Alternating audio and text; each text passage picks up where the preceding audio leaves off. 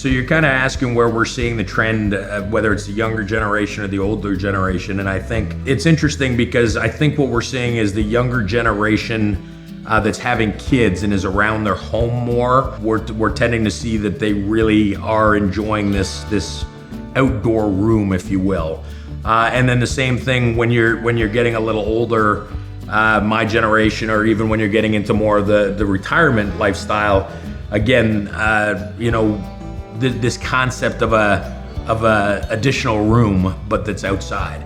And in Chicago, people think, hey, I've only got limited time. Well, what's great about a lot of these rooms is, or these areas that you can create, is there really are, a 3 seasons. You can go into a 4 seasons, but typically we're doing a lot of the 3 seasons where, in fall or spring, they've got built-in heaters. They've got, built-in areas that you can use these for a large portion of the year. And again, we're not necessarily seeing it driven from one generation to the next. I think the biggest trend is someone's seen someone's backyard and they notice, oh wow, this is a whole other room that I can add to my home. And then that's where we see people, they've typically, hey, I was at my friend's and I saw this, or my parents did this to their backyard.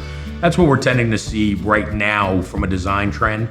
And again, I think your generation, and I could be wrong in this, so I apologize, the designer shows where they're seeing, the outdoor living spaces be made over, or the social media influx of, kind of the things that people are doing on the outside. I think that really helps drive a lot of this, want or need for that extra space in your house.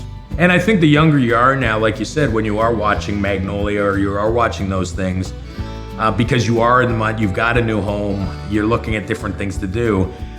You can't not see where they've transformed these outdoor spaces now. They're everywhere, and it really is an added extension of your home. And again, the outdoor spaces, from a cost versus value, we are starting to see the return on these extra added rooms in your home from an investment standpoint.